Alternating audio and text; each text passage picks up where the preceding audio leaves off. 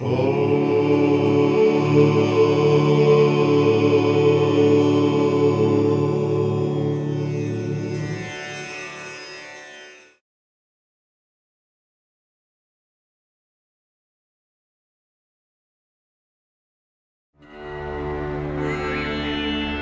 की धरती पर अनेक महान विचारक, दार्शनिक और आचार्य हुए हैं, लेकिन उन सब का चिंतन मात्र धर्म या अध्यात्म तक सीमित रहा। किसी ने भी खंड खंड भारतीय समाज को एक करके भारतीयता स्थापित करने का प्रयत्न नहीं किया। राष्ट्र के गौरव और एकता का चिंतन यदि किसी ने किया तो एकमेव महर्षि दयानंद ने युगों से चली आ रही सामाजिक उदासीनता पर प्रहार करते हुए धर्म के साथ साथ जातीय एकता का चिंतन भी समाज को दिया। महर्षि दयानंद ने जान लिया था कि जब तक राष्ट्रीय और सामाजिक एकता का बंधन मजबूत नहीं होगा, धर्म की, देश की, समाज की कोई भी उन्नति नहीं हो सकेगी। इसी कारण उन्होंने देश में एक शास्त्र, वेद और एक सर्वशक्तिमान परमेश्वर की उपासना को प्रतिष्ठित करने के लिए आजीवन प्रयत्न किया। स्वामी दयानंद मात्र सन्यासी ही नहीं थे, वेद व्याख्याता ही नहीं थे, शास्त्रों में निपुण दिग्विजयी तार्किक विद्वान ही नहीं थे, अपितु वे सच्चे अर्थों में भारतीय एकता के सूत्रधार भी थे। महर्षि दयानंद एक सच्चे युग दृष्टा, युग सृष्टा थे।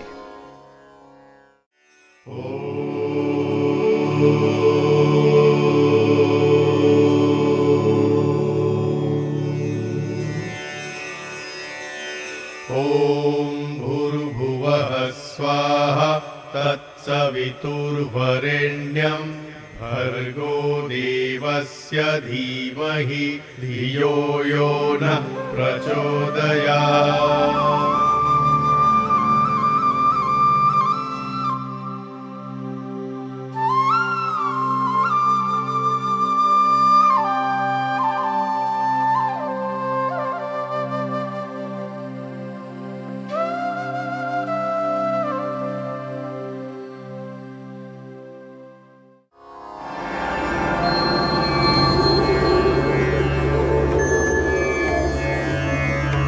मैं हूं सृष्टि चक्र।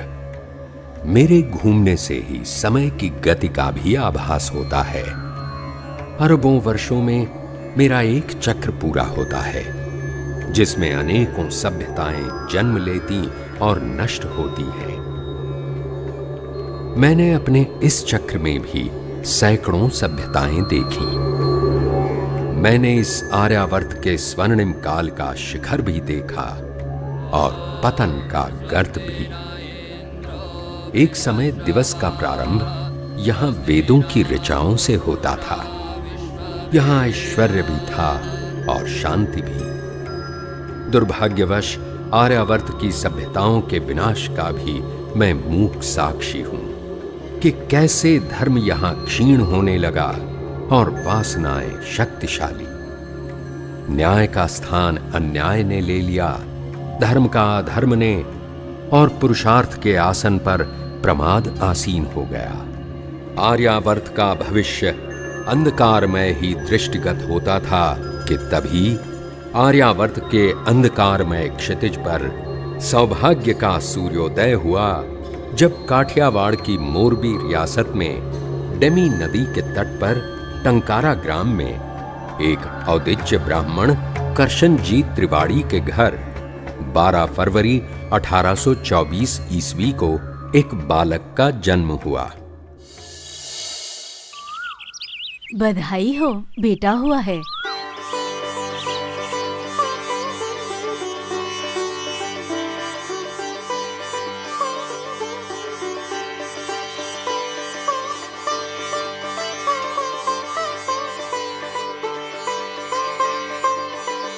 परमेश्वर ने देर से ही सही एक कुलदीपक दिया है। देखो कितना सुंदर है, आपके कुल का नाम रोशन करेगा। बालक का नाम मूल शंकर रखा गया। 5वें वर्ष में पिता ने देवनागरी अक्षर पढ़ाना प्रारंभ किया। ओम मापोहिष्ठामयो भुवस्तान ऊर्जे दधातन महेरणाय चक्षसे। 8वें वर्ष में मूलशंकर का यज्ञोपवीत हुआ और उसके बाद यजुर्वेद का अध्ययन प्रारंभ हुआ।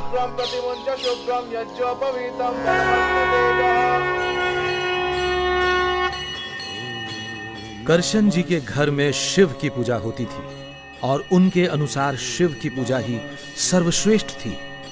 वे पुत्र को शिव पुराण की कथा में अपने साथ ले जाया करते। मूलशंकर की अवस्था कोई 14 की होगी। एक शिवरात्रि पर करशन जी ने मूलशंकर को शिव कथा महात्म्य सुनाया और जोर देकर उससे भी व्रत रखवाया और रात को मंदिर में जागरण के लिए अपने साथ लेकर गए। वहां मूलशंकर ने देखा, पिताजी, पिताजी, शिवलिंग पे चूहे चढ़ रहे हैं। चढ़ने दो बेटा, ये तो जानवर है, इन्हें कुछ पता नहीं, तुम आराम करो।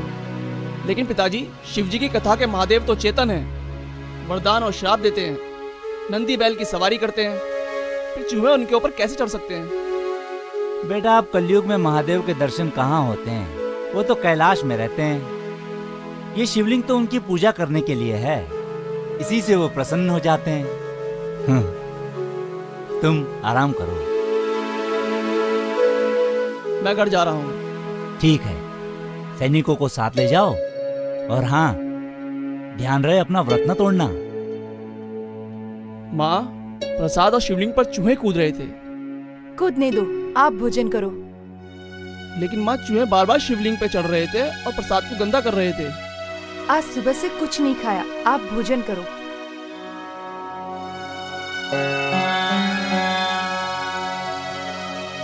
लेकिन माँ, शिवजी की कथा के महादेव तो चेतन हैं, वे अपने पर चूहों को क्यों चढ़ने देंगे? बोलो माँ, पिताजी कहते हैं असली महादेव तो कैलाश पर रहते हैं, फिर इस नकली महादेव की पूजा क्यों? मूलशंकर, तुमने अपना व्रत क्यों तोड़ा? कुछ धर्म संस्कार सीखोगे कि नहीं? पिताजी, जब ये असली महादेव ही नहीं है तो मैं इनकी पूजा क्यों करूं? जब तक असली महादेव के दर्शन नहीं होते, मैं इस पत्थर के महादेव की पूजा नहीं करूंगा। सृष्टि का चक्र यूं ही घूमता रहा। उत्पत्ति, विकास, विनाश और पुनरोत्पत्ति, शोक, विषाद, विचार सब अपनी अपनी गति से आते और जाते रहे। सुख संपत्ति और धन धान्य से भरे करशन जी के घर पर भी एक दिन घोर दुख की कालिमा छा गई, जब उनकी 14 वर्षीय पुत्री की अचानक हैजे से मृत्यु हो गई। किशोर मूलशंकर सोच में पड़ गया कि कैसे कुछ ही घंटे पहले तक हंसती खेलती उसकी बहन मर गई। उसके हृदय को गहरा धक्का लगा। मूलशंकर के मन में वैराग्य की जड़ पड़ गई। 5 साल बाद मूलशंकर के एक बहुत ही धर्मात्मा चाचा की भी मृत्यु हो गई। वो विचार में डूब गया कि क्या सब इसी तरह मर जाएंगे और वो स्वयं भी। ऐसा कुछ करना चाहिए जिससे मृत्यु का दुख छूट सके। मूलशंकर के मन में वैराग्य की भावना और भी गहरी हो गई। समय बीतता गया।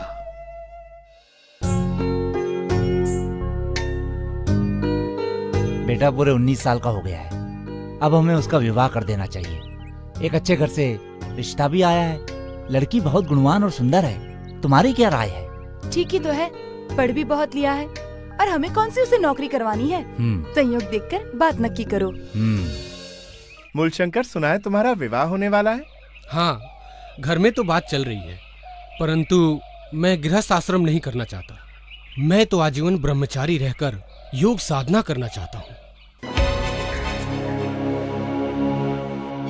सुन रही हो अपने लाडले के इरादे? विवाह नहीं करना है, योगी बनकर मृत्यु पर विजय प्राप्त करना है, घर बार छोड़कर सन्यासी बनना है। हे भगवान! अब एक दिन का भी विलंब करना ठीक नहीं। मैंने कल ही कन्या के पिताजी को यहाँ बुला लिया है और आज से उसकी पढ़ाई लिखाई बिल्कुल बंद। इस पढ़ाई लिखाई के कारण ही तो उसके दिमाग में उल्टा सीधा घुसता है।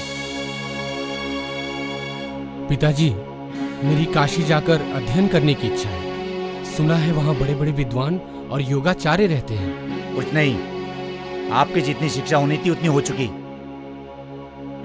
अब तक हमने आपकी हर बात मानी और उसका फल भी भुगता। अब और कुछ नहीं। और पढ़कर तुम्हें कोई नौकरी तो करनी है नहीं। बस अब आपका विवाह नक्की कर दिया है। अपनी गृहस्थी संभालो।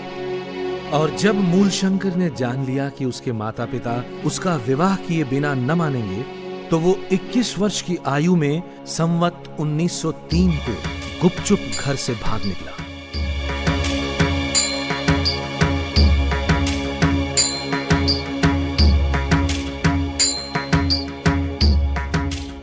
रास्ते में उसे साधुओं के वेश में कुछ ठग मिले। इधर आओ बच्चा। तुम कौन हो बच्चा, और कहाँ जा रहे हो? मेरे मन में वैराग्य की तीव्र भावना है और मैं योग साधना करना चाहता हूँ। इन कीमती वस्त्रों में साधना नहीं हो सकती है। बच्चा अगर सच्चा बैरागी बनना चाहता है तो इन आभूषणों के मोह माया से दूर हो जा। ये कर्ण श्रृंगार, ये मुद्रिका, ये सब योग साधना में बाधक हैं। जिस उद्देश्य की प्राप्ति के लिए मैंने अपने माँ बाप को भी छोड़ दिया, उसी उद्देश्य की प्राप्ति की राह में इन तुच्छ कपड़ों और आभूषणों को रोड़ा नहीं बनने दिया जा सकता।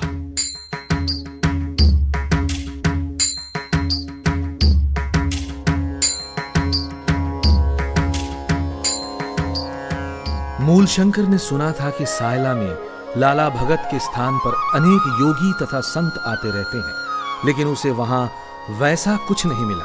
लाला भगत के स्थान पर ही मूलशंकर को एक ब्रह्मचारी मिला और उसने उसे नैष्ठिक ब्रह्मचर्य की दीक्षा दी। मित्र मूलशंकर, आज से आप नैष्ठिक ब्रह्मचारी हुए और आपका नया परिचय होगा नैष्ठिक ब्रह्मचारी शुद्ध चैतन्य। उस समय कोटगांगड़ अहमदाबाद के पास एक छोटी रियासत थी। ये जीर्ण मंदिर उस समय की याद दिलाते हैं जब मूलशंकर सिद्धपुर जाते हुए यहां से गुजरा होगा। जब मूलशंकर कोटगांगड़ पहुंचा तो टंकारा के पास का ही एक वैरागी उसे मिला।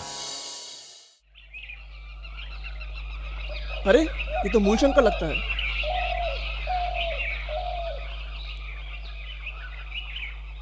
मूलशंकर, तुम यहाँ ये गेरुए वस्त्र क्यों धारण किए हैं? क्या तुमने घर छोड़ दिया है? हाँ, मैंने घर छोड़ दिया है। अब कहाँ जा रहे हो? मैं कार्तिकी के मेले पर सिद्धपुर को जा रहा हूँ। इसके पिताजी को सूचना देनी चाहिए। आपका बेटा मुझे कोटगांगड़ में मिला था। वो सन्यासी हो गया है और कार्तिकी के मेले में सिद्धपुर को गया है। सब तुम्हारे लाड़ प्यार के कारण हुआ है। तुम्हारे कहने से ही हमने उसे आगे पढ़ने दिया, नहीं तो 18 साल में लग्न हो गया होता तो आज ये दिन न देखना पड़ता। सारे जग में हंसी हो रही है, लज्जा से सर झुक जाता है हमारा। हे भगवान, ये कैसा बेटा दिया तूने।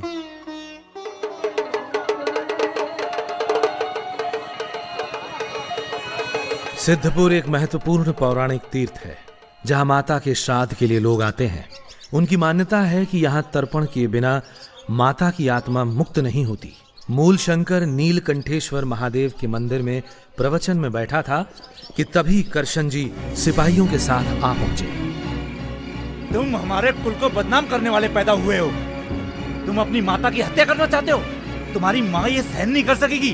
चलो घर चलो। पिताजी आप शांत हो जाएं, क्रोधित ना हो पिताजी। मैं तो घर आने ही वाला था, अब आप आ गए हैं तो अब आपके साथ ही चलता हूँ। सैनिकों, एक पल के लिए भी इसे अकेला नहीं छोड़ना है।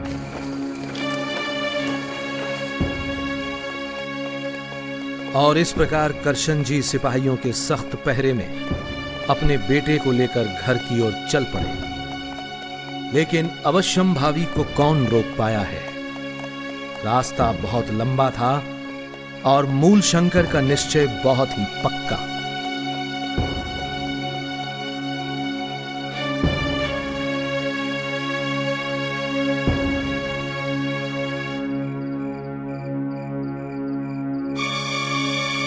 एक रात जब पहरेदार सो रहे थे तो मूलशंकर शौच के बहाने भाग निकला।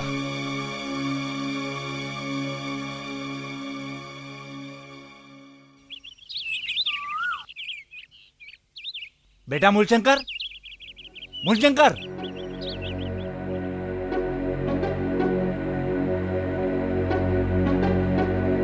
मूलशंकर, मूलशंकर कहाँ है?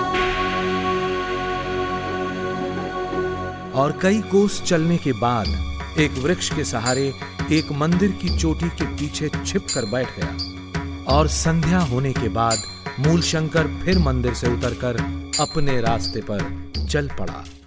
बचते बचते चलते हुए मूलशंकर बरोड़ा के चेतन मठ पहुंचा। वहीं उसे पता चला कि आजकल चाणोद करनाली में बड़े बड़े विद्वान रहते हैं। युवक मूलशंकर योगियों की खोज में चाणोद करनाली पहुंचा और वहां पर अनेक योगियों और पंडितों से अनेक विषयों पर वार्तालाप किया। ब्रह्मचर्य आश्रम में रसोई हाथ से बनानी पड़ती थी और अध्ययन में विघ्न पड़ता था। इस विचार से मूलशंकर की संन्यास लेने की इच्छा हुई। इसी चाणोद करनाली नगर में मूलशंकर ने संन्यास की दीक्षा ली। एक दक्षिणी दंडी स्वामी पूर्णानंद सरस्वती जो श्रृंगेरी से द्वारका मठ को जाते हुए वहां रुके हुए थे, उन्होंने ही मूलशंकर को संन्यास की दीक्षा दी। संन्यस्तं मया ओम भुवः संन्यस्तं मया। आज से विश्व आपको स्वामी दयानंद सरस्वती के नाम से जानेगा। चाणोद करनाली में स्वामी जी ने व्यास आश्रम में रहने वाले योगी योगानंद के बारे में सुना और उनसे मिलने व्यास आश्रम चले गए और योगानंद से स्वामी जी ने योगाभ्यास सीखा। फिर शिनौर में कृष्ण शास्त्री से कुछ समय तक व्याकरण सीखा। उसके बाद उत्तराखंड में और भी ऊंची योग्यता वाले योगियों और साधकों की खोज में स्वामी जी हरिद्वार की ओर चल दिए। संवत 1911 के हरिद्वार के कुंभ में होते हुए स्वामी जी टिहरी पहुंचे। उन्होंने वहां मिलने वाले अनेक तंत्र ग्रंथ देखे। मद्य, मांस, मुद्रा आदि पंचमकारों से मुक्ति होना आदि लेख उनमें देखकर स्वामी जी को बहुत खेद हुआ। स्वामी जी सिद्ध योगियों की खोज में भटकते रहे और जिससे जो मिला योग का ज्ञान प्राप्त किया। स्वामी जी रुद्रप्रयाग, अगस्त मुनि, त्रियुगी नारायण, गौरी कुंड आदि स्थानों को होते हुए केदारनाथ पहुंचे। वहां से तुंगनाथ के पर्वत पर चढ़ गए। तुंगनाथ का मंदिर देखा। तुंगनाथ पर चढ़ना और उतरना दोनों बहुत ही कष्ट साध्य थे, लेकिन यह कष्ट उद्देश्य के सामने तुच्छ था। तुंगनाथ से उतरकर स्वामी जी ओखी मठ पहुंचे। सन्यासी, तुम हमारे शिष्य बन जाओ। मेरे बाद तुम ही यहाँ के महंत बनोगे और ये सारी संपत्ति तुम्हारी हो जाएगी। मैं जिस संपत्ति को ढूंढ रहा हूँ वो आपके पास किंचित भी नहीं है महंत जी। और भ्रमण करते करते स्वामी जी बद्री नारायण आ गए। वहां के विद्वान महंत रावल जी के साथ वेदों व दर्शन पर स्वामी जी का सकारात्मक वाद विवाद हुआ। सिद्ध पुरुषों की खोज करते करते स्वामी जी माना ग्राम होते हुए अलकनंदा नदी के स्रोत की ओर चल पड़े।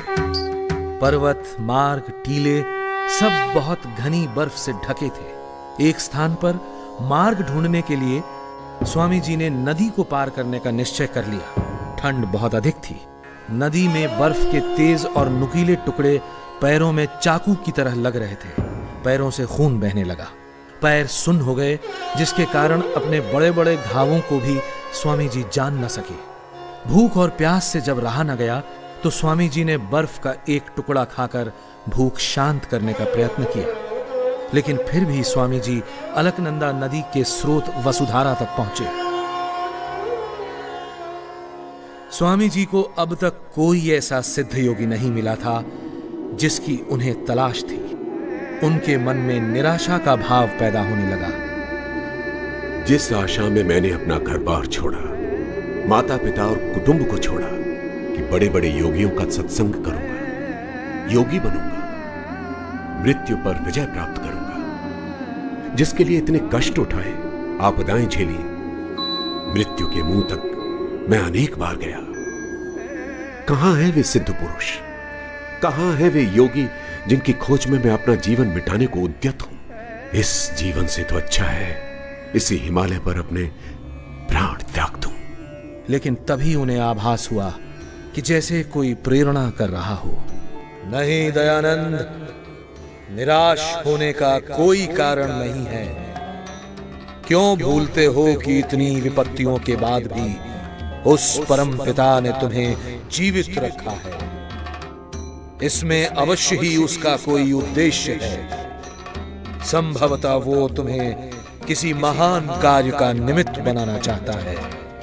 दयानंद, निराशा के भाव से बाहर आ।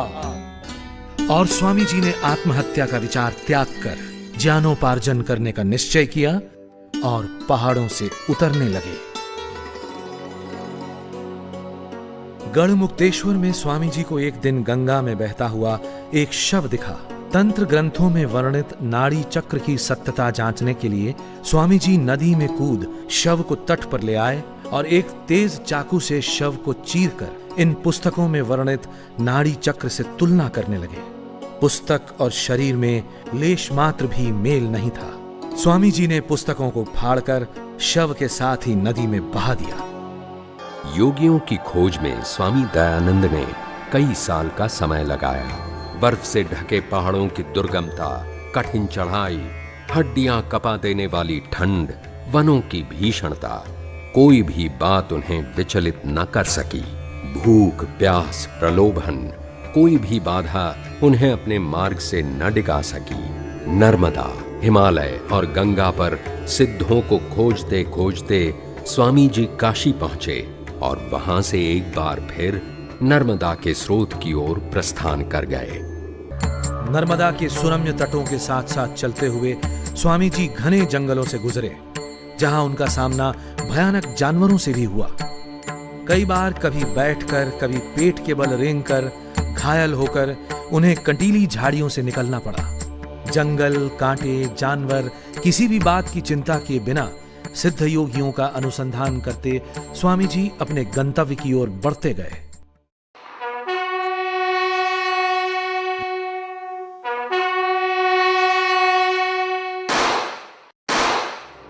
महर्षि दयानंद के जीवन वृत्त के 1857 से 1859 तक के 3 वर्षों का इतिहास में कोई एक मत ब्यौरा नहीं मिलता, लेकिन जो व्यक्ति कहता हो कि मत मतांतर के आग्रह से रहित, पक्षपात शून्य, पुत्र पर माता पिता के समान कृपा, न्याय और दया के साथ भी विदेशियों का राज्य पूर्ण सुखदायक नहीं हो सकता, वो व्यक्ति ऐसे कठिन समय में अवश्य ही कहीं स्वराज्य प्राप्ति के लिए संघर्ष कर रहा होगा। अंततः स्वामी जी सन 1860 में मथुरा पहुंचे। हरिद्वार में ही स्वामी पूर्णानंद जी ने उन्हें व्याकरण मार्तंड स्वामी विरजानंद जी के पास जाने की सलाह दी थी। गले में रुद्राक्ष की माला, शरीर पर भस्म, गेरुए वस्त्र और हाथ में लोटा लिए स्वामी जी एक दिन दंडी विरजानंद जी की पाठशाला में उपस्थित हुए। कौन है? मैं हूं दयानंद सरस्वती।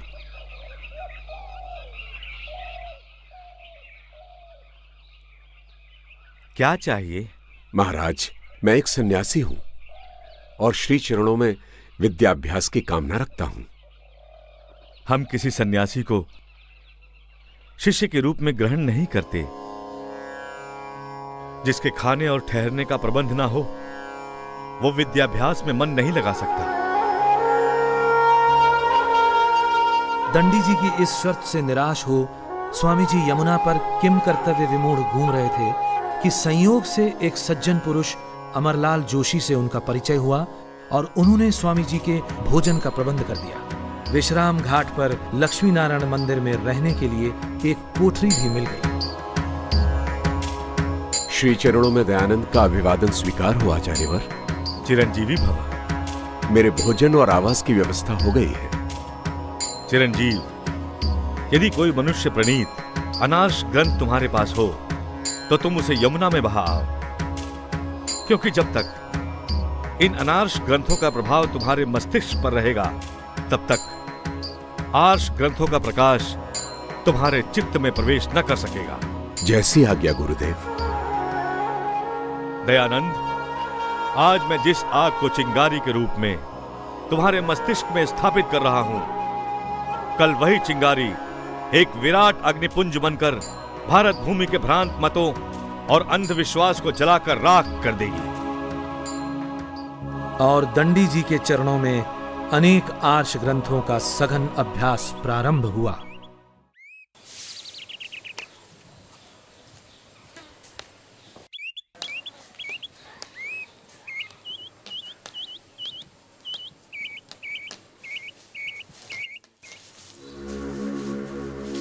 दयानंद। जी आचार्यवर। ये क्या है?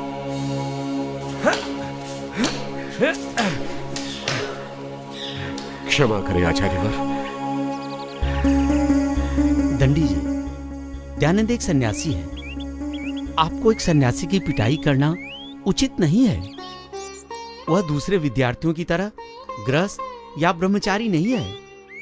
तुम ठीक कह रहे हो। इतनी मार खाकर भी उस कुलक्कर ने यही कहा।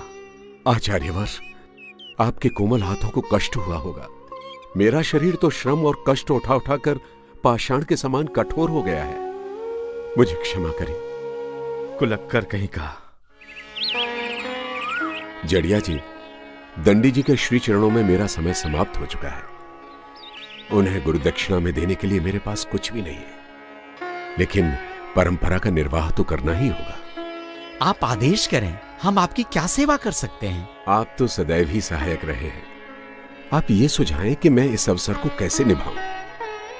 मैं तो ठहरा सन्यासी। दंडी जी को लवंग बहुत पसंद है, ये तो आपको भी पता है। आप उन्हें थोड़ी लवंग गुरुदक्षिणा में दे दें। लेकिन लवंग आएगी कहां से? आप सन्यासी हैं और मैं गृहस्थ। आपकी सेवा करना मेरा दायित्व है। आप लवंगों की चिंता छोड़कर गुरुदक्षिणा की तैयारी करें। बहुत बहुत धन्यवाद। आपका ये उपकार जीवन भर याद रहेगा। गुरुदेव, ये तुच्छ गुरुदक्षिणा स्वीकार कर कृतार्थ करें। क्या लाए हो दयानंद? गुरुदेव, आपका प्रिय पदार्थ लवंग। दयानंद, हम पर इस मातृभूमि का बहुत ऋण है। वो इन मुट्ठी भर लवंगों से नहीं उतर सकता। मैं तुमसे किसी धन की दक्षिणा नहीं चाहता। मैं चाहता हूं तुम्हारे जीवन की दक्षिणा। कर सकते हो तो करो प्रतिज्ञा कि जब तक तुम जीवित रहोगे आर्यवर्त में आर्ष ग्रंथों और वेदों की महिमा स्थापित करोगे, अनार्ष ग्रंथों का खंडन करोगे और भारतवर्ष में वैदिक धर्म की स्थापना करने में अपने प्राण भी अर्पित कर दोगे। दे सकते हो तो दो गुरु दक्षिणा, कर सकते हो तो करो प्रतिज्ञा। तथास्तु गुरुदेव। दंडी जी की पाठशाला छोड़कर 1863 में स्वामी जी आगरा आ गए। स्वामी जी ने आगरा से जयपुर होते हुए राजपुताने के अनेक नगरों का भ्रमण किया और गुरु जी को दी हुई प्रतिज्ञा पर कार्य प्रारंभ करने का निश्चय किया। पुष्कर में इसी ब्रह्मा जी के मंदिर में स्वामी जी ने निवास किया था। यही है वो कोठरी जहां स्वामी जी एक बार ठहरे थे। यहां स्वामी जी ने अवैदिक मतों का खंडन प्रारंभ किया। वैदिक मत को स्वीकारते हुए यहां अनेक लोगों ने माला कंठी उतारकर जनेऊ धारण किया। गाय की दुर्दशा देख स्वामी जी की आत्मा रोती थी। अजमेर में स्वामी जी ने वहां के पॉलिटिकल एजेंट कर्नल ब्रूक्स को गौरक्षा से होने वाले लाभ समझाए। कालांतर में गौरक्षा के लिए स्वामी जी ने 3 करोड़ हस्ताक्षरों के साथ एक पत्र महारानी विक्टोरिया को प्रस्तुत करने का निश्चय किया, परंतु समय रहते इतने हस्ताक्षर एकत्रित न हो सके। दूसरे पशुओं का संरक्षण भी स्वामी जी के लिए उतना ही महत्वपूर्ण था, क्योंकि ये भारतीय कृषि और ग्रामीण अर्थव्यवस्था की रीढ़ थे। अजमेर में ही विभिन्न मतों के धर्माचार्यों से शास्त्रार्थ भी हुआ। स्वामी जी ने हरिद्वार के 1867 के कुंभ में सप्त सरोवर पर, जो आज वैदिक मोहन आश्रम के नाम से जाना जाता है, धार्मिक पाखंड के विरुद्ध पाखंड खंडनी पताका फहराई और उसके नीचे खड़े होकर जनता को संदेश दिया। धर्म जिज्ञासुओं, अज्ञान के अंधकार से निकलो। ईश्वर निराकार है, सर्वशक्तिमान है।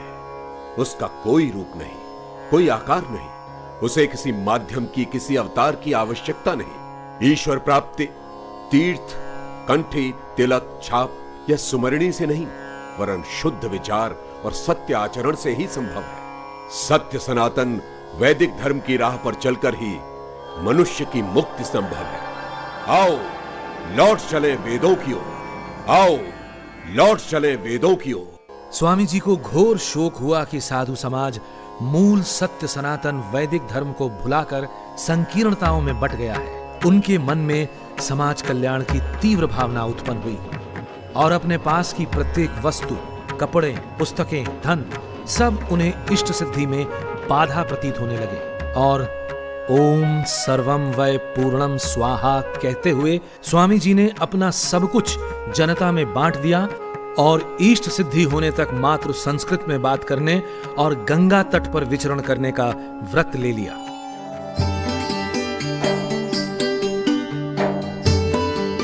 गंगा किनारे अनेक छोटे बड़े नगरों का भ्रमण करते हुए स्वामी जी कर्णवास पहुंचे। हम राव कर्ण सिंह चक्रांकित संप्रदाय के गुरु रंगाचार्य के शिष्य हैं। हम कहाँ बैठे? जहां आपकी इच्छा हो। हम तो यहीं बैठेंगे तुम्हारे पास। बैठो।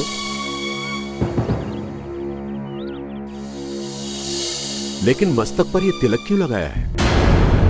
तिलक लगाने से ईश्वर प्राप्त नहीं होता। स्वामी, ये हमारा परम मत है। यदि तुमने इसका खंडन किया तो हम बहुत बुरी तरह पेश आएंगे। सत्य कहते हुए सिर भी कटता है तो चिंता नहीं। और यदि तुम लड़ाई करना चाहते हो तो जाकर राजपूताना के राजाओं से करो। और यदि शास्त्रार्थ करना है तो वृंदावन से अपने गुरु को बुलवा लो और प्रतिज्ञा लिखवा लो कि यदि वो हार जाए तो अपना मत छोड़ दे, अन्यथा मैं अपना मत छोड़ दूंगा। स्वामी, हम चाहें तो इस तलवार को तुम्हारे पेट में घुसेड़ दें, लेकिन हमारा सन्यासी धर्म हमें इसकी आज्ञा नहीं देता।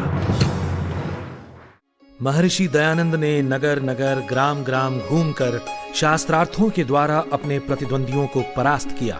दयानंद के अमोघ अस्त्र शास्त्रार्थ के सामने बड़े बड़े धर्म योद्धा धराशायी हो गए।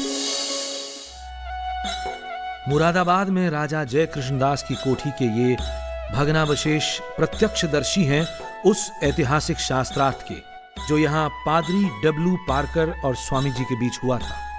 ये शास्त्रार्थ 15 दिनों तक चला था। इसमें अनेक विषयों पर वाद विवाद हुआ था। इस शास्त्रार्थ की विशेषता ये थी कि इसे स्वयं वहां के कलेक्टर ने आयोजित किया था। वहां उपस्थित अंग्रेज ये देखकर दंग रह गए थे कि एक सन्यासी राजनीति शास्त्र पर भी धारा प्रवाह बोल सकता है। वागर्थः प्रतिपत्तये जगतः पितरो वंदे पार्वती परमेश्वरौ। आज मैं दयानंद से इन मूर्तियों को भोग लगवा कर ही उठूंगा। वेदों में मूर्ति पूजा का प्रमाण तो दीजिए। मूर्ति पूजा का प्रमाण? आप लक्षण के लक्षण बताइए।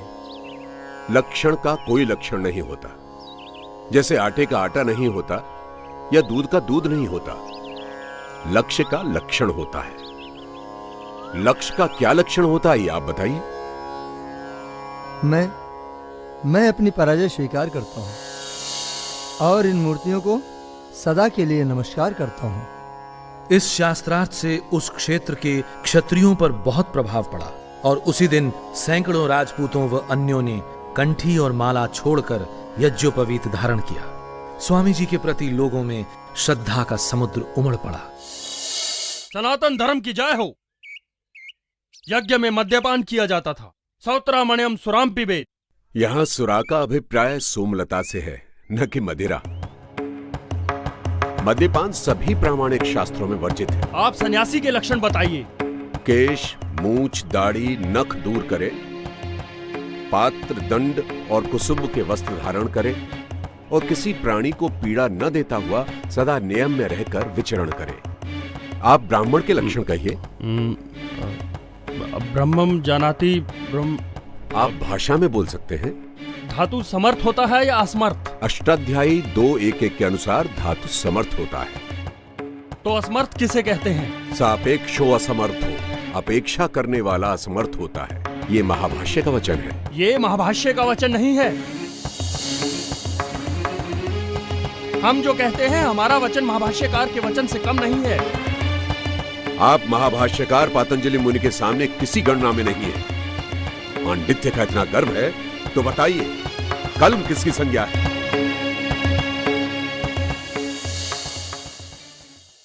क्या आप महाभारत में विश्वास करते हैं? हाँ। एक भील ने द्रोणाचार्य की मूर्ति बनाकर उसकी पूजा की और शस्त्रों का अभ्यास किया और उसमें विशेष निपुणता प्राप्त की। इससे मूर्ति पूजा सिद्ध होती है। इससे मूर्ति पूजा सिद्ध नहीं होती है। एकलव्य ने यह कार्य अज्ञानवश किया। उसकी शस्त्र निपुणता मूर्ति पूजा का नहीं वरन सतत और सघन अभ्यास का फल थी। ईश्वर सर्वव्यापक है तो पत्थर में भी है, तो फिर मूर्ति पूजन में क्या दोष है? ईश्वर सर्वव्यापक है तो पत्थर में ही क्या विशेषता है? चेतन को छोड़कर जड़ की पूजा में क्या भलाई है? वेदों में यदि प्रतिमा पूजन की आज्ञा नहीं है तो निषेध भी कहां है? जब विधि नहीं है तो निषेध ही समझना चाहिए। कानपुर में दरगाही लाल के घाट पर 31 जुलाई 1871 को स्वामी जी और हलधर ओझा के बीच हुए इस दूसरे शास्त्रार्थ को सुनने कानपुर की 20-25 हजार से अधिक जनता उमड़ पड़ी थी। लोगों ने अपने घर की छतों और पेड़ों पर चढ़कर भी इस शास्त्रार्थ को देखा था। इस शास्त्रार्थ का कानपुर की जनता पर इतना प्रभाव हुआ कि लोग मूर्ति पूजा से विमुख होकर मूर्तियों को गंगा में प्रवाहित करने लगे। यहां तक कि इससे चिंतित होकर वहां के प्रभावित पुजारियों ने समाचार पत्रों में एक विज्ञापन छपवाया कि लोग मूर्तियों को गंगा में न बहाकर अमुक मंदिर में दे दें। शास्त्रार्थों के इसी दौर में एक इतिहास रचा गया। स्वामी जी को मालूम था कि यदि जड़ पूजा को समाप्त करना है तो उसकी जड़ पर ही प्रहार करना होगा, अर्थात काशी के विद्वानों को शास्त्रार्थ में परास्त करना होगा। लेकिन ये इतना सरल कार्य नहीं था, क्योंकि पौराणिक समाज की मान्यता थी कि काशी की रक्षा स्वयं महादेव करते हैं और यहाँ मरने का अर्थ है सीधे स्वर्ग जाना। उसी काशी की रक्षा के लिए हजारों पंडित अपनी अगाध विद्या और काशी नरेश अपने बल और धन से सदैव तत्पर रहते थे। स्वामी जी ने काशी पहुंचकर राजा अमेठी के बाग में डेरा डाला और जड़ पूजा के विरुद्ध अनवरत संस्कृत प्रवचन करने लगे। परमेश्वर की अनुकंपा से स्वामी जी ने हजारों पंडितों की विद्या, काशी नरेश के अनंत वैभव और महादेव के अनेक विकराल अनुचरों का सामना करते हुए मूर्ति पूजा के दृढ़तम दुर्ग पर आक्रमण करने का निश्चय किया। काशी नरेश ने क्षुब्ध होकर काशी के पंडितों और विद्वानों को बुलाकर कहा, आप लोग उससे शास्त्रार्थ कीजिए। जो आज्ञा महाराज। परंतु हम में से अधिकांश ने वेद नहीं पढ़े हैं। वेदों और अन्य शास्त्रों को देखने और समझने के लिए थोड़ा सा समय चाहिए। काशी नरेश की जय हो।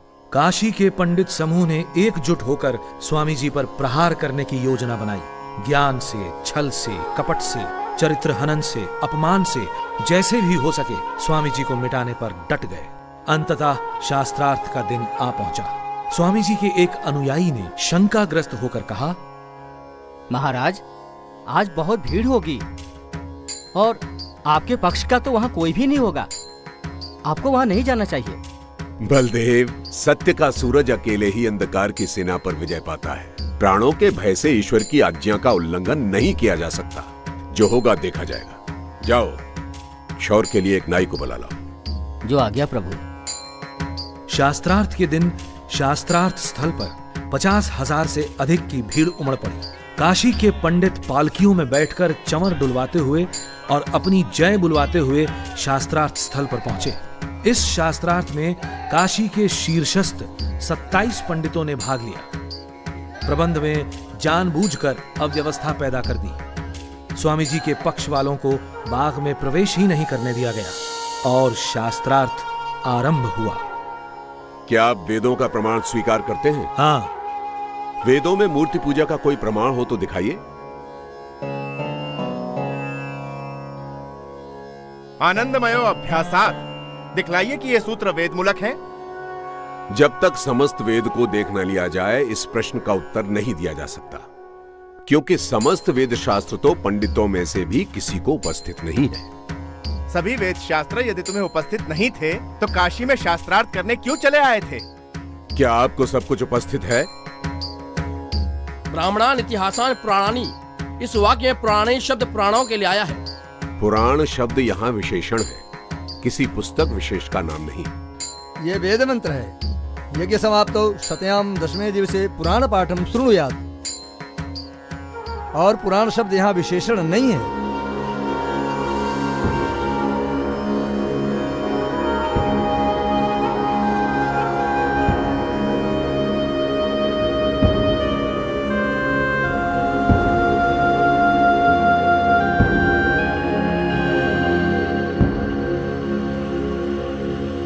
स्वामी जी उस तुड़े मुड़े पुर्जे के अपठनीय लेख को पढ़ने का प्रयत्न कर ही रहे थे कि ओ दयानंद हार गए, दयानंद हार गए। सब कुछ पूर्व निर्धारित योजना के अनुसार किया गया। पंडितों के गुंडों ने स्वामी जी को शारीरिक हानि पहुंचाने का भी पूरा प्रयत्न किया, लेकिन रघुनाथ प्रसाद कोतवाल की तत्परता से उन्हें कोई हानि नहीं पहुंची। उस दिन कौन जीता कौन हारा ये तो ईश्वर जानता है, लेकिन स्वामी जी को आशा थी कि इतने विद्वानों की उपस्थिति में शास्त्रार्थ न्यायपूर्वक होगा। अनेक दिनों तक चलने वाला शास्त्रार्थ कुछ ही घंटों में समाप्त कर दिया गया और वेदों में मूर्ति पूजा न होने की सच्चाई स्थापित होने से रह गई। घोर शोक की बात है कि आर्यावर्त के लोग अपने ही जैसे दूसरे मनुष्यों को अछूत कहकर उनसे घृणा करते हैं। जो लोग कुत्तों को छू सकते हैं, बिल्लियों से खेल सकते हैं, भैंसों, ऊंटों तथा और भी गंदे जंतुओं को छू ही नहीं खा भी लेते हैं, वही लोग दूसरों को अछूत समझें। उन्हें शिक्षा तक का अधिकार नहीं। ये कैसा न्याय है, कैसा धर्म है? स्वामी जी ने धर्म के ठेकेदारों को ललकारा और कहा, जैसे परमात्मा ने आकाश, जल, पृथ्वी, अग्नि, वायु, सूर्य, चंद्र और अन्नादि पदार्थ सबके लिए बनाए हैं, वैसे ही वेद भी सब मनुष्यों के लिए प्रकाशित किए हैं। वैसे ही शिक्षा पर भी सबका अधिकार है। सभी मनुष्य समान हैं। स्वामी जी ने अनुभव किया कि प्रौढ़ों को प्रवचनों से बदल पाना संभव नहीं है। अतः समाज में स्थायी परिवर्तन के लिए बालकों में ही शिक्षा के माध्यम से अच्छे संस्कार स्थापित करने होंगे। और इसी उद्देश्य से सितंबर 1870 में मिर्जापुर में गुरुचरण रईस व अन्यों की सहायता से अनेक पाठशालाओं की श्रृंखला में पहली पाठशाला की स्थापना हुई और कालांतर में कासगंज, छलेसर, काशी आदि अनेक स्थानों पर वैदिक पाठशालाएं खोली गई। स्वामी जी सोचते थे कि इन पाठशालाओं से निकले छात्र आर्यवर्त में वैदिक मत का प्रचार करेंगे, परंतु ऐसा न हो सका। मिर्जापुर पाठशाला में नियुक्त अध्यापकों ने छात्रों को उल्टा सीधा पाठ पढ़ाना प्रारंभ कर दिया। अरे मूढ़ों, इस पढ़ाई से तुम्हें क्या मिलने वाला है? ना कोई गृहस्थ तुम्हें श्राद्ध भोज में बुलाएगा, ना किसी और अनुष्ठान में निमंत्रण देगा। भूखे मर जाओगे। अरे दयानंद का क्या है? वो तो सोटा लोटा और लंगोटाधारी साधु है, ना कोई आगे ना कोई पीछे। उस लोटा सोटा लंगोटाधारी की बातें छोड़ो और विवाह संस्कार कराना और सत्यनारायण की कथा बांचना सीख लो। लाभ ही लाभ है। इन पाठशालाओं में पढ़ने वाले छात्र और अध्यापक दोनों ही अपनी रूढ़ियों को नहीं छोड़ सके और ये सभी पाठशालाएं समय के साथ बंद हो गईं। जनहिताय स्वामी जी ने अपने योग बल का उपयोग अनेक अवसरों पर किया। कासगंज आर्य समाज में लगा ये चित्र उस घटना का वर्णन करता है जब यहां झौरा भौरा चौक पर एक दिन सड़क के बीच दो सांड सींग से सींग भिड़ाकर लड़ रहे थे। स्वामी जी ने थोड़ी देर तो प्रतीक्षा की, फिर वे उन लड़ते हुए सांडों के निकट पहुंचे और उन्हें सींगों से पकड़कर पीछे की ओर धक्का दे दिया। लोग डर गए। धक्का जोर से पड़ा और सांड डर कर भाग गए और अवरुद्ध मार्ग खुल गया। अनूप शहर में स्वामी जी को एक व्यक्ति ने पान में रखकर विष दे दिया। स्वामी जी के बहुत ही प्यारे भक्त तहसीलदार सैयद मोहम्मद ने उस आदमी को गिरफ्तार करवा लिया। नमस्ते हुजूर। स्वामी जी, आपका कातिल आपके सामने है। ये वही शख्स है जिसने पान में जहर देकर आपको मारने की कोशिश की। तहसीलदार साहब, मैं संसार में किसी को कैद कराने नहीं, बल्कि संसार को अज्ञान और असत्य की कैद से छुड़ाने आया हूं। इसे छोड़ दो। यदि ये अपनी दुष्टता नहीं छोड़ता तो फिर हम भी अपनी सज्जनता क्यों छोड़ दें? आपने अपने कातिल को भी माफ कर दिया। आप कोई फरिश्ता हैं। महाराज, मुझे क्षमा कर दीजिए महाराज। भागलपुर में गंगा पर एक मेला लगता था। वहां स्वामी जी ने देखा कि लोग पंडों को अपनी कन्याएं दान दे रहे हैं। अपने देश में फैली धर्मांधता और अंधविश्वास को साक्षात देखकर स्वामी जी को बहुत संताप हुआ। एक कन्या और एक गाय भैंस में कोई अंतर ही नहीं। अंधविश्वास का ऐसा तांडव। अरे भाई, तुम लोग ये क्या कर रहे हो जो अपना खाना इस गाय को खिला रहे हो? आज स्वामी जी ने भोजन करने से इनकार कर दिया। आज हमारी भी इच्छा नहीं है खाना खाने की। ऐसी भी क्या बात हो गई भाई? आज स्वामी जी ने गंगा तट पर लोगों को अपनी बेटियां पंडों को दान करते देखा है, इसीलिए आज उनसे खाना भी नहीं खाया गया। कितने अच्छे हैं वो, दूसरों के दुख को देखकर दुखी हो जाते हैं। वो चाहते हैं दुनिया से सब बुराइयां दूर हो जाएं। सबको उनका साथ देना चाहिए। हाँ, हम सबको उनका साथ देना चाहिए। कलकत्ता में स्वामी जी कई महीने रहे। यहाँ रहते हुए उन्होंने अनेक शास्त्रार्थ और प्रवचन दिए। कलकत्ता में स्वामी जी का ब्रह्मो समाज के नेताओं से काफी संपर्क रहा। कलकत्ता में ही स्वामी जी ने पूरे वस्त्र पहनना और आर्य भाषा हिंदी में बोलना प्रारंभ किया।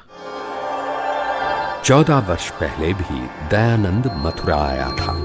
तब उसे कोई नहीं जानता था। उसने सुन रखा था कि मथुरा में दंडी विरजानंद की पाठशाला में ज्ञान का झरना बहता है। ज्ञान के उसी झरने से ज्ञान की कुछ बूंदें प्राप्त करने दयानंद दंडी विरजानंद की शरण में पहुंचा था और अध्ययन के बाद वैदिक धर्म के पुनरुत्थान में अपना शेष जीवन लगा देने की प्रतिज्ञा के साथ उसने मथुरा छोड़ा था। आज वही दयानंद फिर मथुरा आया है। आज वो शिष्य नहीं, गुरु है। उसके लाखों शिष्य हैं।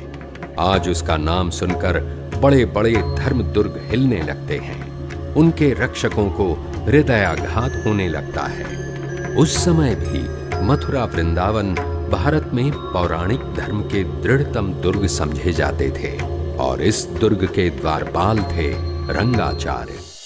स्वामी जी के मथुरा वृंदावन पधारने का उद्देश्य था रंगाचार्य से शास्त्रार्थ करना। रंगाचार्य कहते थे कि तिलक, छाप, कंठी और मूर्ति पूजा सब वेद सिद्ध है। स्वामी जी ने उन्हें शास्त्रार्थ के लिए निमंत्रण भेजा, लेकिन रंगाचार्य शास्त्रार्थ के लिए आगे नहीं आए। स्वामी जी का तो कमाल है, उनकी हाजिर जवाबी का तो कोई जवाब ही नहीं।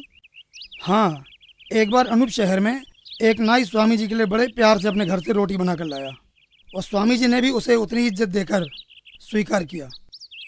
एक आदमी बोला, स्वामी जी ये रोटी मत खाइए, ये नाई की रोटी है। स्वामी जी उलट पलट के उस रोटी को देखने लगे। क्या बात है? और बोले, भाई ये नाई की रोटी कहाँ है? ये तो गेहूं की रोटी है।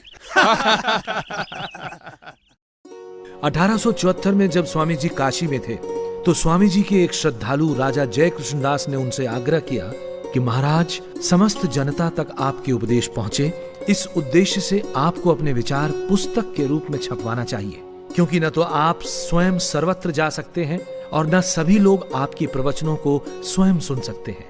और उनके सुझाव पर 12 जून 1875 को स्वामी जी ने सत्यार्थ प्रकाश लिखवाना प्रारंभ किया। स्वामी जी बोलते जाते थे और श्री चंद्रशेखर लिखते जाते थे।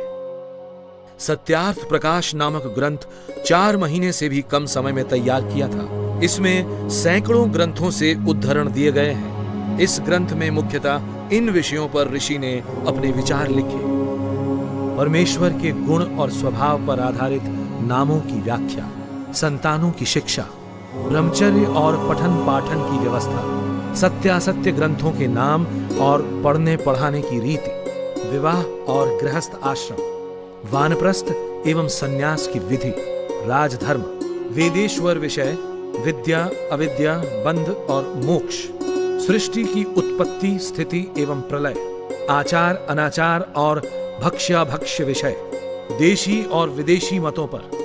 स्वामी जी के ऋषि होने का प्रमाण सत्यार्थ प्रकाश से मिलता है, जिसमें उन्होंने 1875 में ही नमक और जंगलात के कानून की अनीति और अन्याय को अनुभव करते हुए अपनी राय दी कि ये दोनों ही वस्तुएं शासन के नियंत्रण में नहीं होनी चाहिए।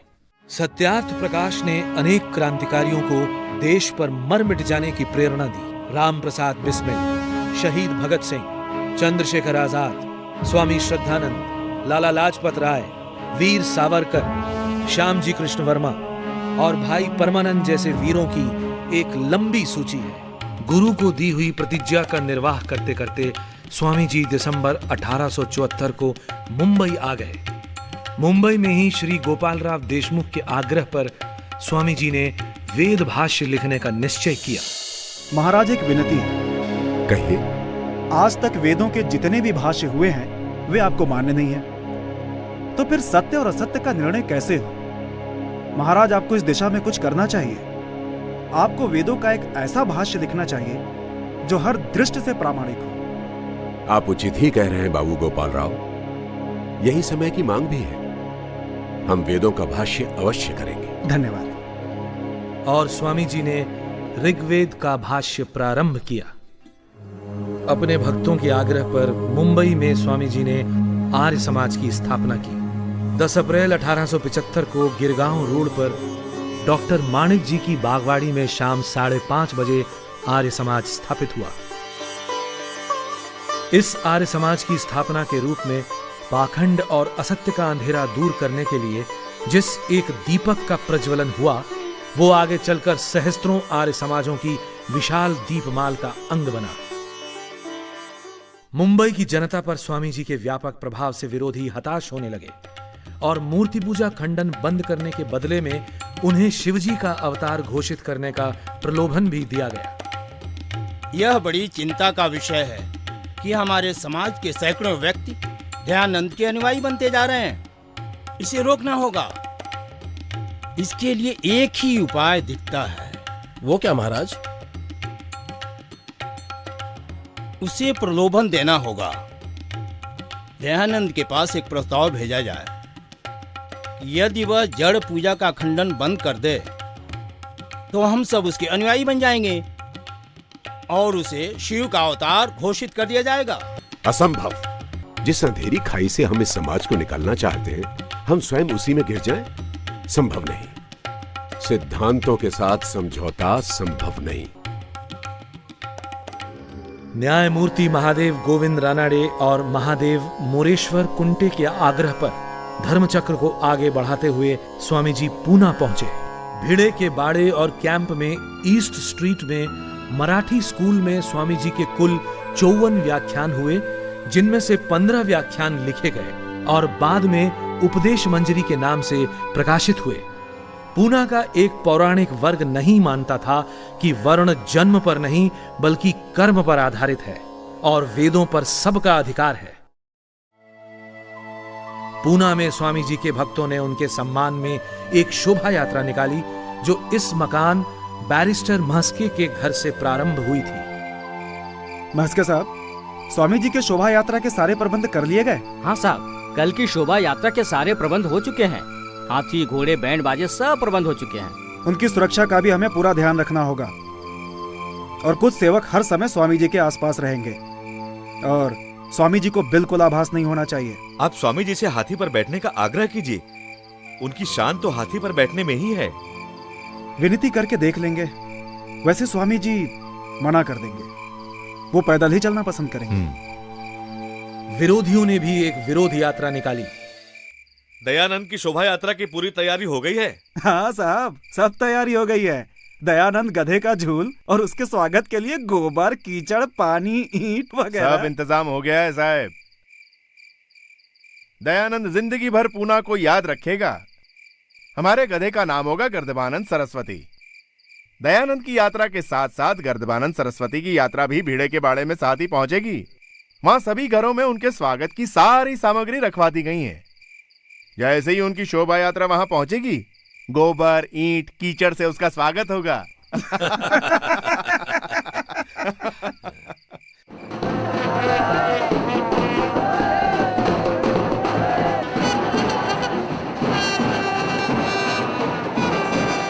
दोनों शोभा यात्राएं सायं 7:30 बजे भिड़े के बाड़े पहुंची, जहां स्वामी जी का व्याख्यान होना था। स्वामी जी की शोभा यात्रा पर ईंट और पत्थरों की बारिश हुई।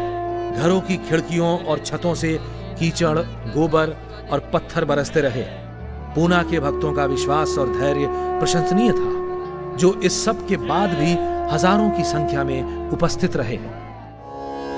शाहजहांपुर जिले के चांदापुर गांव के दो जमींदार भाइयों ने आपसी धार्मिक मतभेदों को हमेशा के लिए मिटाने के उद्देश्य से चांदापुर में एक मेला आयोजित किया। इसमें देवबंद के मौलवी मोहम्मद कासिम, बरेली के पादरी स्कॉट और आर्य धर्म के प्रतिनिधि के रूप में स्वामी जी ने भाग लिया। इस मेले में परमेश्वर ने जगत को किस वस्तु से, किस समय और किस उद्देश्य से रचा, ईश्वर सर्वव्यापक है या नहीं, ईश्वर न्यायकारी और दयालु किस प्रकार है, वेद, बाइबल और कुरान के ईश्वरवाणी होने का क्या प्रमाण है, मुक्ति क्या है और वो कैसे प्राप्त होती है, इन 5 विषयों पर सकारात्मक वाद विवाद हुआ। इस मेले का नाम था ब्रह्म विचार मेला। वैदिक धर्म की सच्चाई के सामने कोई न ठहर सका। मुक्ति क्या है? दुखों से छूटने का नहीं, बल्कि पापों से बचने और स्वर्ग में पहुंचने का नाम मुक्ति है। खुदा की मर्जी है, जिसे चाहे मुक्ति दे, जिसे चाहे ना दे। यदि हाकिम किसी पे नाराज हो जाए तो उसे और भी कड़ा दंड दे सकता है, और खुश हो जाए तो उसे छोड़ सकता है। सब दुखों से छूटकर सच्चिदानंद स्वरूप परमात्मा को प्राप्त होकर सदा आनंद में रहने और जन्म मरण में न गिरना ही मुक्ति है, और यह मात्र सत्कर्मों से ही प्राप्त हो सकती है। अच्छा, आप लोग ये बताएं, ईश्वर ने सृष्टि को कब और कैसे बनाया? खुदा ने इस सृष्टि को अपने स्वरूप से बनाया है। कब और कैसे बनाया है, ये सवालात गैर जरूरी है। हमें रोटी खाने से मतलब है, न कि कब पकी, कैसे पकी, कहां पकी। इससे ईश्वर ने सृष्टि को नास्ति से बनाया।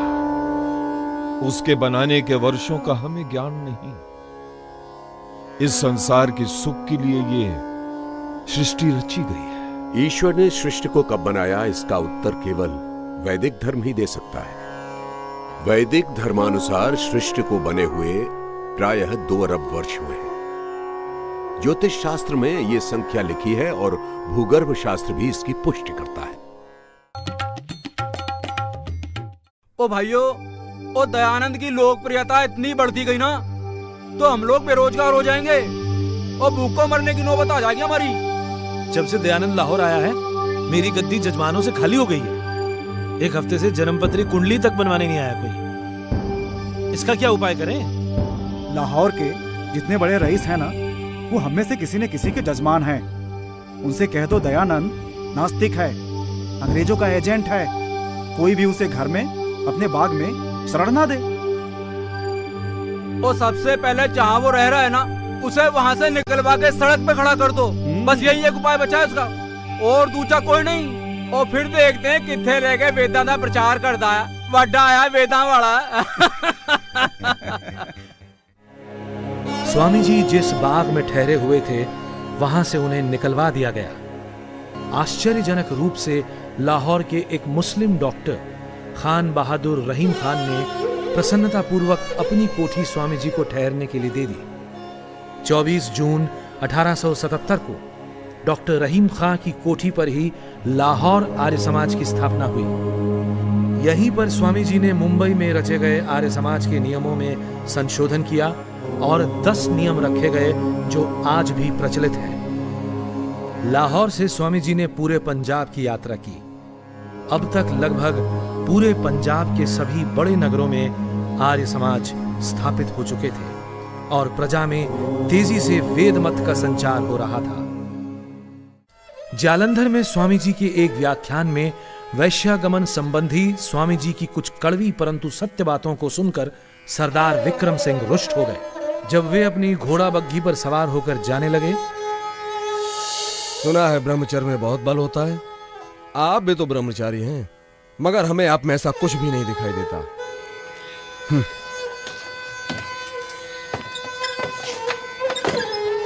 चलो कोचवान।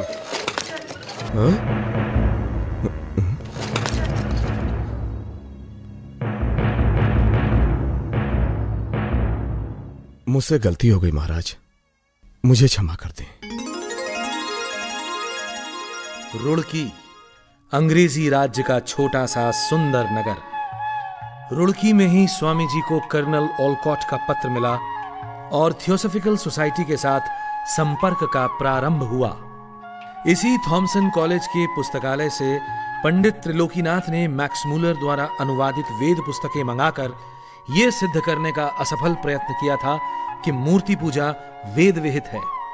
रुड़की में स्वामी जी ने डार्विन के सिद्धांत जैसे विषयों पर व्याख्यान दिए, जिससे वहां का शिक्षित समाज बड़ा प्रभावित हुआ। स्वामी जी ने अपने हाथों से 20 अगस्त 1878 को रुड़की आर्य समाज की नींव रखी। अब तक की जो परंपरा थी कि हिंदू तो अपना मत छोड़कर जा सकता है, परंतु दूसरे धर्मों के लोग हिंदू नहीं बन सकते थे, वो देहरादून में स्वामी जी द्वारा समाप्त हुई। वैदिक धर्म के द्वार सबके लिए खुल गए। यहां एक मुस्लिम बंधु मोहम्मद उमर ने स्वेच्छा से वैदिक धर्म में प्रवेश किया और आगे चलकर अलकधारी के नाम से विख्यात हुआ। माना जाता है कि ये पत्र उसी ऐतिहासिक घटना से संबंध रखता है। स्वामी जी 14 अगस्त 1879 को बरेली पधारे।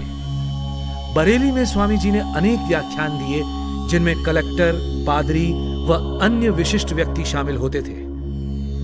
बरेली में ही एक बिगड़ैल नास्तिक युवक मुंशीराम महर्षि से मिला। महाराज, आपने मेरे प्रश्नों का उत्तर देकर मुझे निरुत्तर तो कर दिया, लेकिन ईश्वर के अस्तित्व में मेरा विश्वास अब भी पैदा नहीं कर सके। मैंने कब प्रतिज्ञा की थी कि मैं तुम्हारा विश्वास ईश्वर पर करा दूंगा? प्रश्नों का उत्तर देना युक्त की बात थी।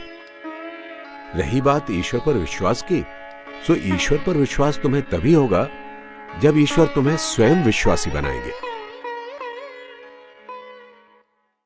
ईश्वर पर विश्वास तुम्हें तभी होगा जब ईश्वर तुम्हें स्वयं विश्वासी बनाएंगे। ईश्वर पर विश्वास तुम्हें तभी होगा जब ईश्वर तुम्हें स्वयं विश्वासी बनाएंगे। यही मुंशीराम आगे चलकर स्वामी श्रद्धानंद बने। इस स्थान पर कभी बरेली का टाउन हॉल हुआ करता था, जहां 25, 26 व 27 अगस्त 1879 को पादरी स्कॉट के साथ स्वामी जी का बहुचर्चित शास्त्रार्थ हुआ। जीव के शुभाशुभ कर्म प्रवाह से अनादि है।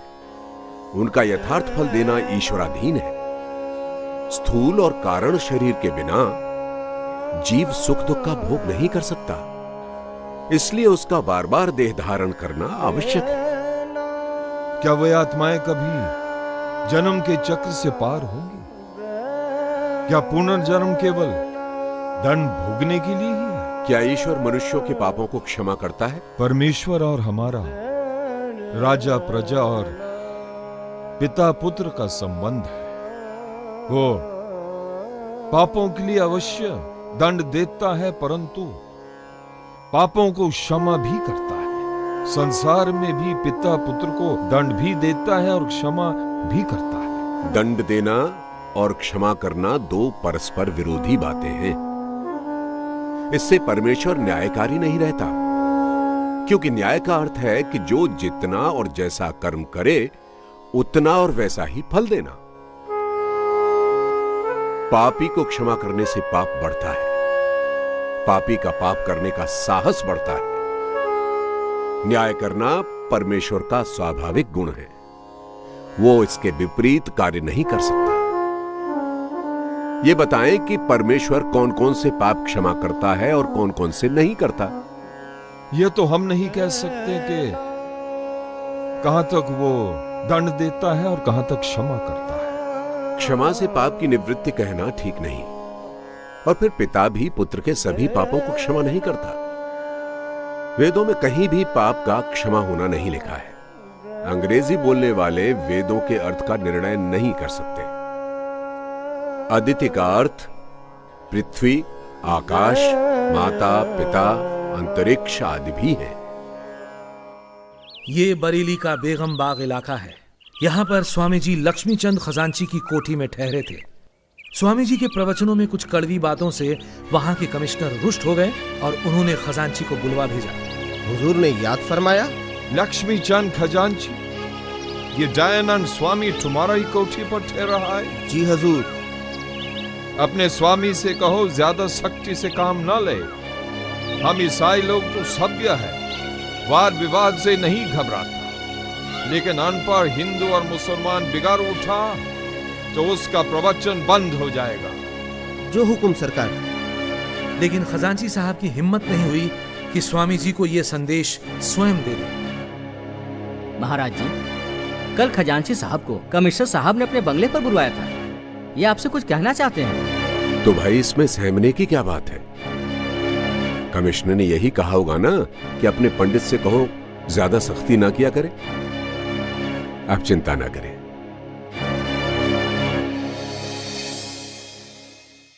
कोई कहता है कि सत्य ना बोलो, कलेक्टर नाराज हो जाएगा।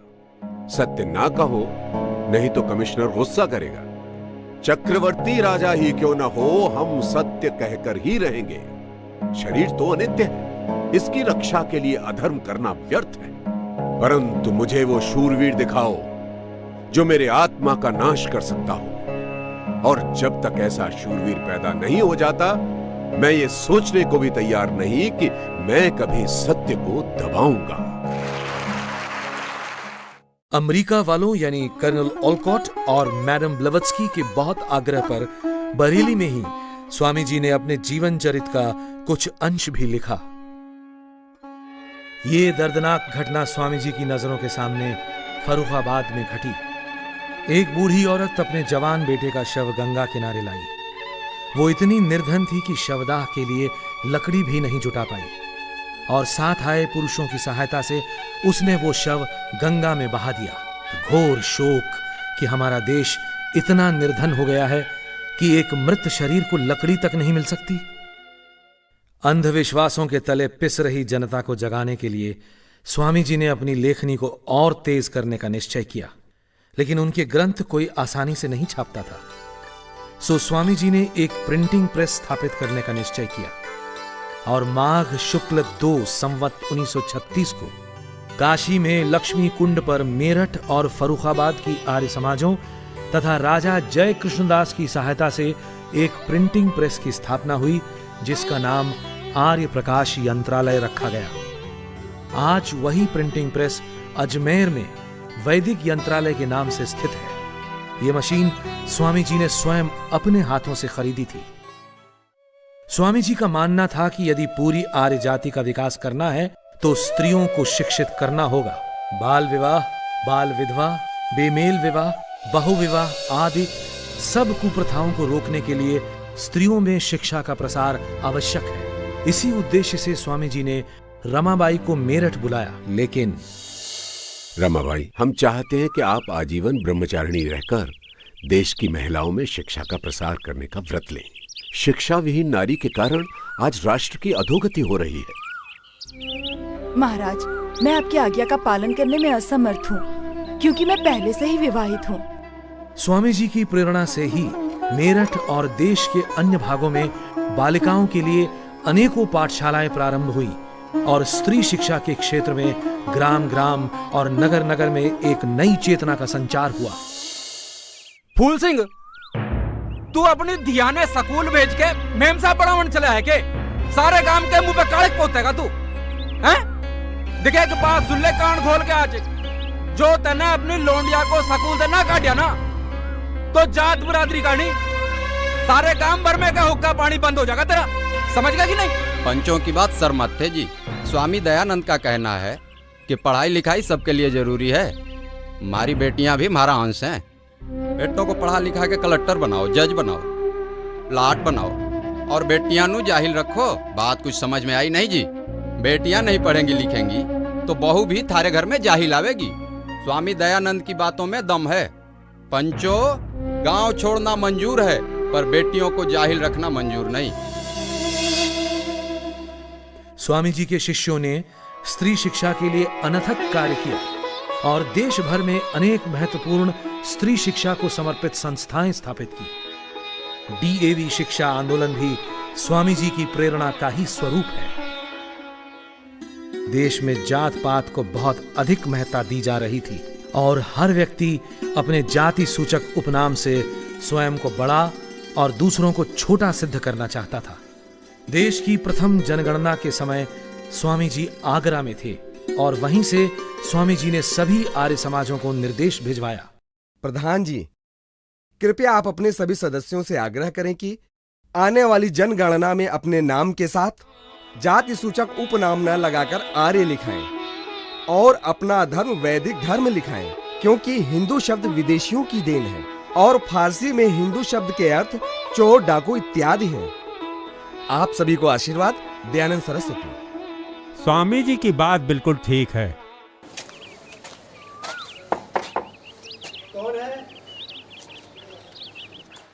नमस्ते। नमस्ते जनाब, हम देश की पहली जनगणना के सिलसिले में आए हैं। आपसे चंद सवाल पूछना चाहते हैं। पूछिए जनाब। श्रीमान, आपका नाम? सुखराम। जाति? आर्य। आर्य? आर्य क्या है? आप तो ब्राह्मण है ना?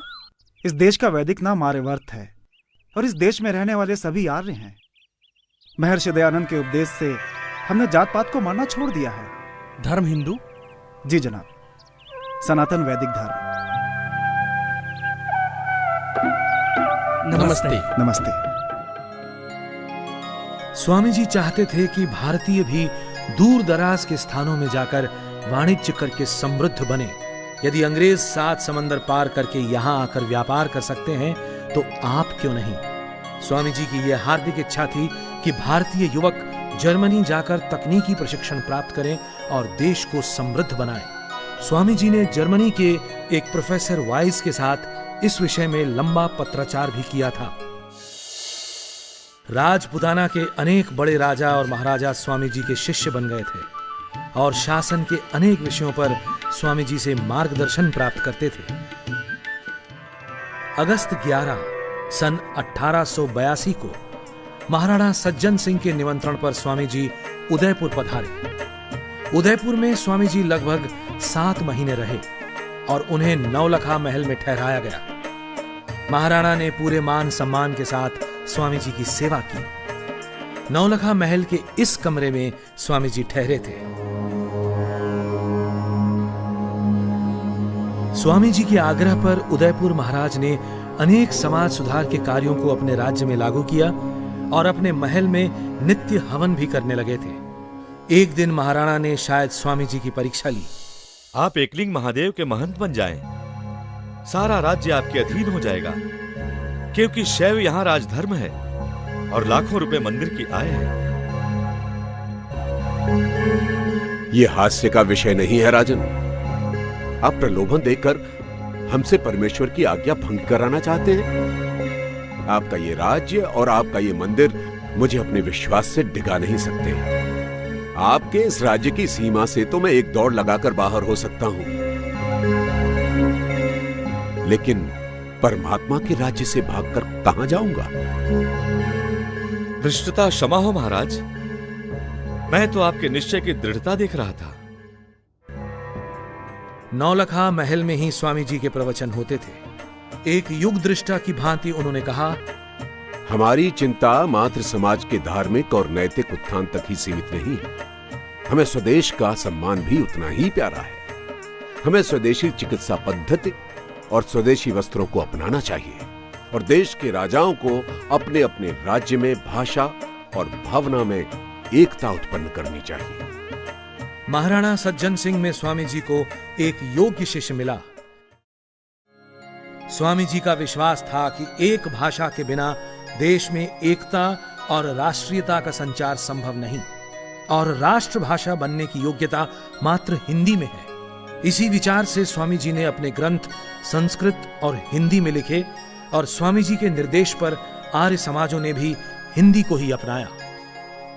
सन 1882 में सरकार ने हंटर कमीशन नियुक्त किया था कि उत्तर भारत के सरकारी दफ्तरों में कौन सी भाषा और लिपि रखी जाए। स्वामी जी ने इसके लिए सभी आर्य समाजों को पत्र लिखकर निर्देश दिया कि कमीशन में देवनागरी लिपि के पक्ष में अपना मत भेजें। स्वामी जी और उनके अनुयायियों ने राष्ट्रभाषा हिंदी की जो सेवा की, उसके लिए देश सदैव उनका ऋणी रहेगा। स्वामी जी को अपने अंत का आभास होने लगा था। उन्होंने अपनी उत्तराधिकारिणी सभा, परोपकारिणी सभा की उदयपुर में ही एक स्वीकार पत्र लिखकर स्थापना की और महाराणा सज्जन सिंह को स्वामी जी ने इस सभा का सभापति बनाया।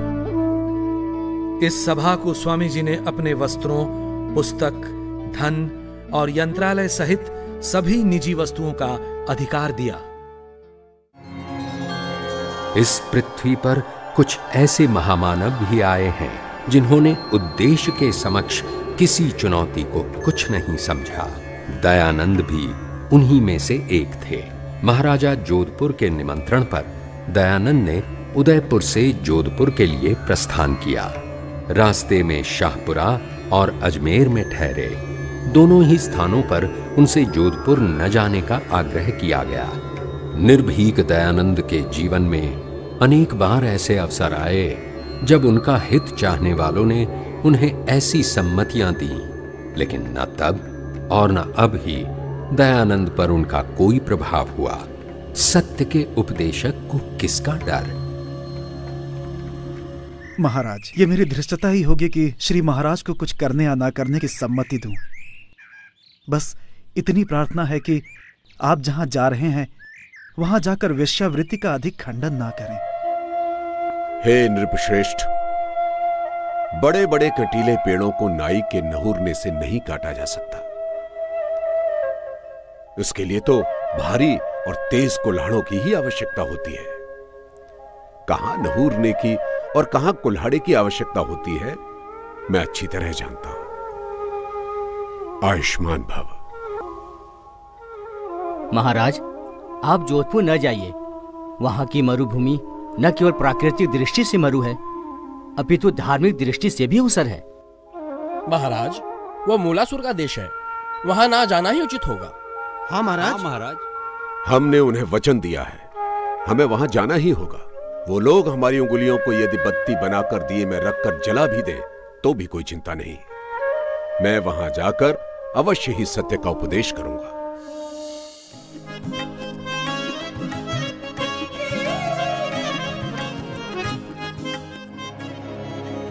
जोधपुर में स्वामी जी को इसी फैजुल्ला खां की कोठी में ठहराया गया था।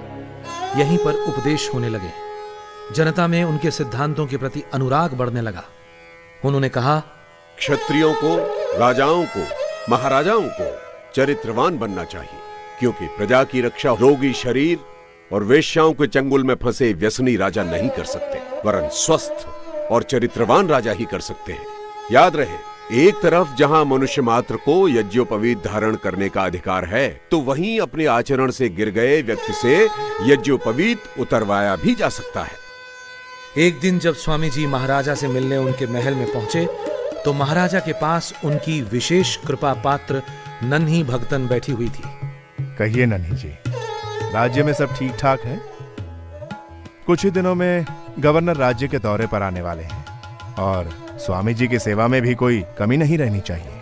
महाराज, जब से स्वामी दयानंद जी जोधपुर पधारे हैं, हमारी सुध लेने की तो आपको फुर्सत ही नहीं है। आपका सारा वक्त बस रेजिडेंट और स्वामी जी की खातिर में ही जाता है। अपनी नन्ही को तो जैसे आप भूल ही गए। ऐसी बात नहीं है। दरअसल स्वामी जी की बातों का प्रभाव ही कुछ ऐसा है कि महाराज, स्वामी जी पधार रहे हैं। नन्ही, आप तुरंत चलिए। पालकी उठाते समय पालकी का एक सिरा थोड़ा झुक गया तो महाराजा ने अपने कंधे का सहारा दे दिया। स्वामी जी ने वो सब कुछ देख लिया। राजन, राजा को अपनी मर्यादा को नहीं भूलना चाहिए। राजा सिंह के समान होता है, उसे अपनी मर्यादा अनुसार ही वर्तना चाहिए। बड़े शोक का विषय है कि राजा प्रजा के कल्याण को भूलकर राग रंग में खोया हुआ है। जोधपुर में स्वामी जी लगभग 4 महीने रहे। महाराजा स्वयं को वैदिक धर्मी कहने लगे। प्रशंसकों और विरोधियों दोनों की संख्या बहुत बढ़ी। रानी सा,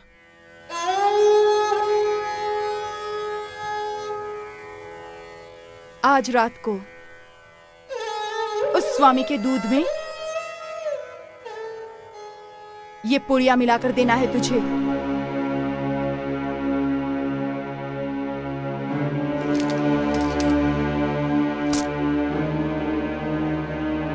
रख ले इसे।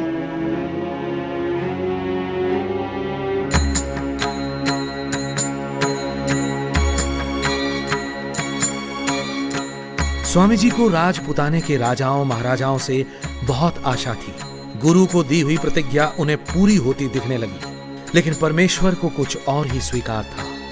29 सितंबर की रात को नित्य की भांति उनके रसोइये ने उन्हें दूध पिलाया, लेकिन देर रात उदरशूल के कारण स्वामी जी की नींद टूट गई। उन्हें संदेह हुआ कि उन्हें कोई विषाक्त पदार्थ खिलाया गया है। स्वामी जी ने न्यौली क्रिया करके विष को निकालने का प्रयत्न किया, लेकिन नहीं निकाल पाए। राज्य की ओर से पहले डॉक्टर सूरजमल और फिर अली मर्दान खान ने उनका इलाज किया, लेकिन उपचार के साथ रोग बढ़ता गया। कहीं इलाज में लापरवाही की गई थी या फिर एक षड्यंत्र। पहले दूध में विष और फिर जानबूझकर गलत दवा। 26 अक्टूबर को स्वामी जी अजमेर में भिनाई कोठी में आ गए। तबीयत में कोई सुधार नहीं हुआ। 30 अक्टूबर दीपावली का दिन। अचानक उस दिन स्वामी जी को काफी अच्छा लग रहा था। लगभग 5:30 बजे स्वामी जी ने अपने पास खड़े लोगों से कहा, आप सब लोग हमारे पीछे की ओर खड़े हो जाएं। सामने कोई न खड़ा रहे। सभी खिड़की दरवाजे और रोशनदान खोल दो। आज तिथि क्या है? कौन सा पक्ष और कौन सा वार है? महाराज, कृष्ण पक्ष का अंत, शुक्ल की आदि अमावस्या और दिन मंगलवार है। और स्वामी जी ने कुछ देर ईशोपासना की। ओम य आत्मदा बलदा यस्य विश्व उपासते प्रशिशं यस्य देवा यस्य छायामृतं यस्य मृत्युः तस्मै देवाय हविषा विधे। हे दयामय सर्वशक्तिमान ईश्वर, तेरी यही इच्छा है, तेरी यही इच्छा है। तेरी इच्छा पूर्ण हो।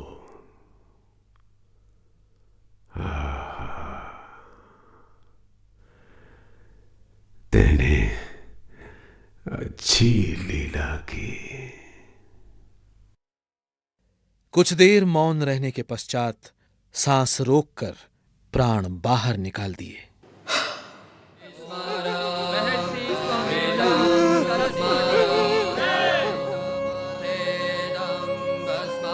स्वामी जी की इच्छा के अनुसार उनका दाह संस्कार ही किया गया।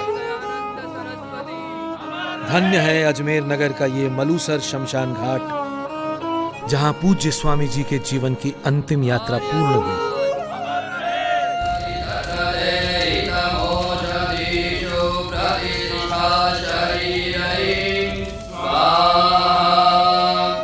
मेरे शव की भस्म खेतों में डाल देना, काम आएगी।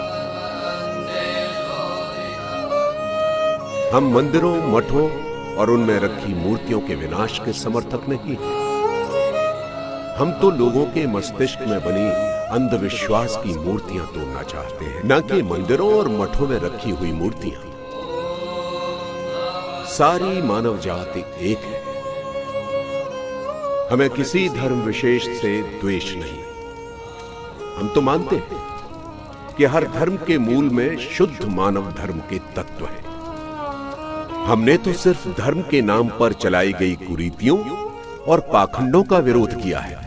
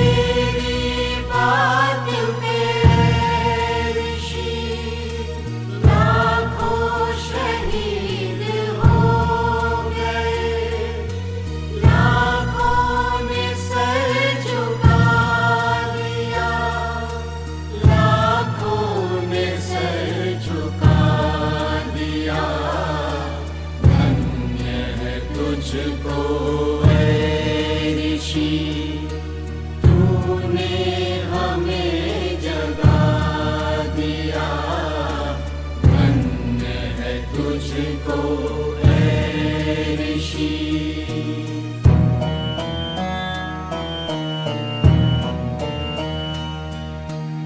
अब लाओ और दलितों का सर फिर से ऊंचा कर गया, खुद ही जहर को पी लिया, अमृत हमें पिला दिया, अमृत हमें पिला दिया। धन्य है तुझको ऐ ऋषि, तूने हमें जगा दिया। धन्य है तुझको ऐ ऋषि।